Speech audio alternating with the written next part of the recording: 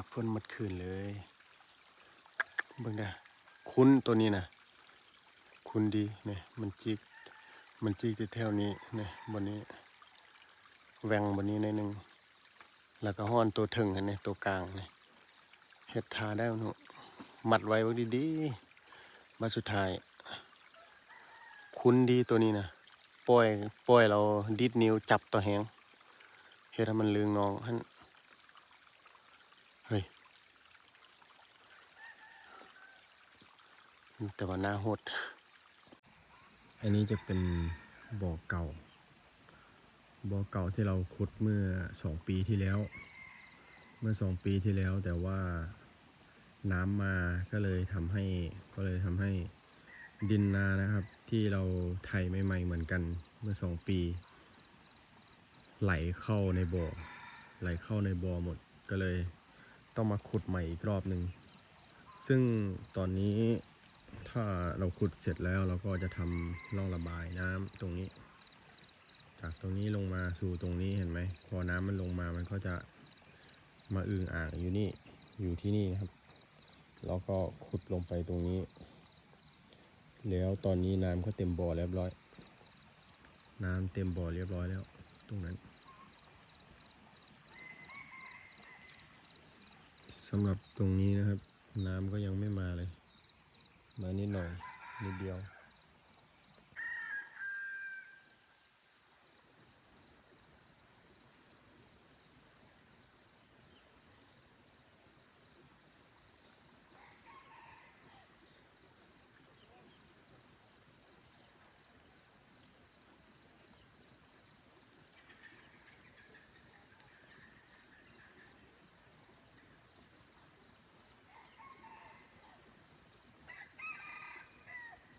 เสียมุกพันศึก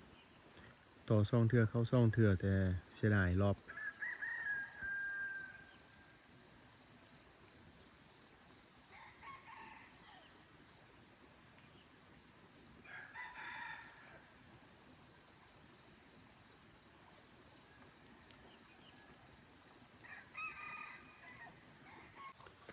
ตอนเช้าๆมื้อนี้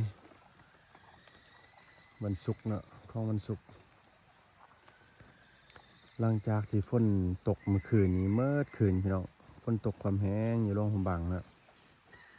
ตื่นเช้ามาโอ้หมอกเต็มเลยเนาะใบไม้ก็ยังสีเขียวอยู่มันจะเป็นผู้ที่มักไปพกหอกเนาะผู้ตัวนี้แหละมักไปพกหอกสิพามาเบิ่งน้องพี่น้องขุดแล้วเมื่อวานนี้น้องหนึ่งเนาะเราอย่างน้องหนึ่งมาเบิ่งว่าได้ยินแล้วอารีนอนอยู่เราก็ได้ยินพอว่านำเต็มน้องแล้วสั่นพูดคิดตัวพูดจริงหกไปเบิ่งกันเปื้อเต็มมาสั่นเปื้อฝนตกหมดคืนบุญน้ำเขามาดื่มน้ำพึ่งพระจันทร์แฟนฉันนั่นเองแล้วนะประมาณเช่นนี้คิดว่าน้ำเต็มแล้ว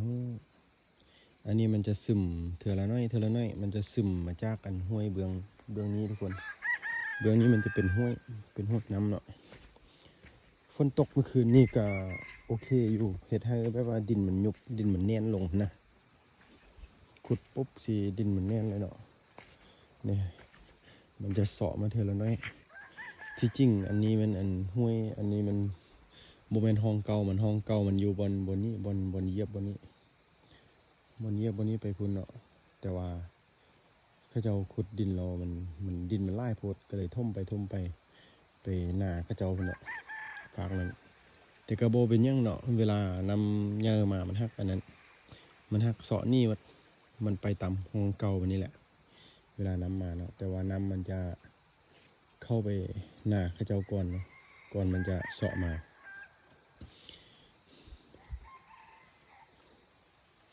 ฝ ฝั่งนั้นก็จะได้ยินเสียงไก่โตขั้นฝั่งนั้นเพราะว่าลกไก่อยู่นี่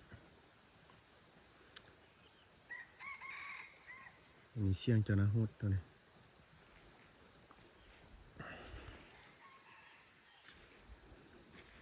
มื้อนี้บักพานศึกเนาะอันนี้พอมันใช้เท้าเมืองเนื้อบักพานศึกเดี๋ยวบักพานศึกมื้อนี้จะไปห้าเจ้าของไม้เนาะ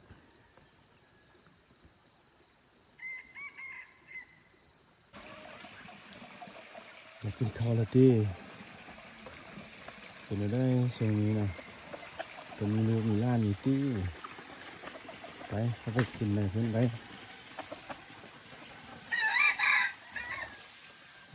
บ่ได้กินนอกนี่เดี๋ยวลูกไปยาน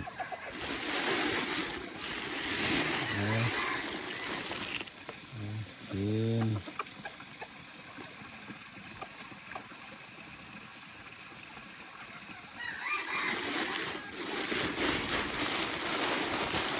เอาเปลี่ยนนิดนึงละแล้วนึงพอละบ่หลาย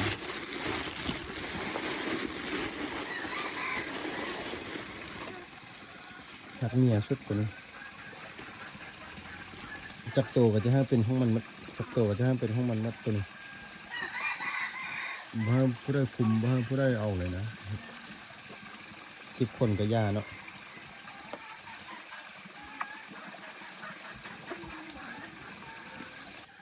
ส่วนลูกเพิ่นกับบุคคลยอมข้าน้าฟังได้ลูกเพิ่นกับบุคคลยอมเนาะนี่เมียเขา4 โตครับเมีย4 โตเนาะสาวน้อยอ้อๆทั้งนั้นสาวน้องเฮียนทั้งนั้น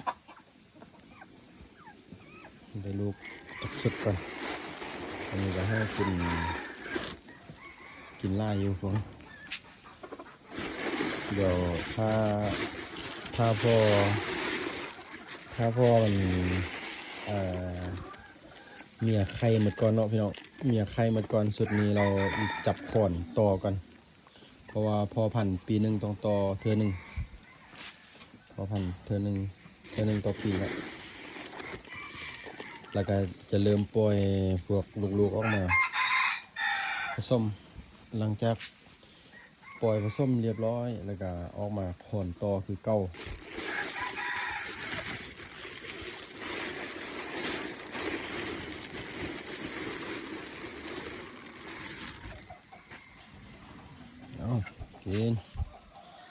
กินเยอะๆจะได้โตเร็วๆ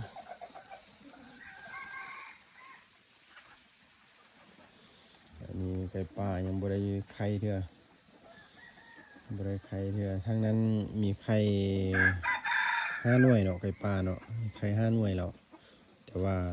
มันมากินไข่มันเองหิวเนาะขาดสารอาหารกินแต่อย่างเดียวบ่ได้ปล่อยเนาะกินไข่ตัวเอง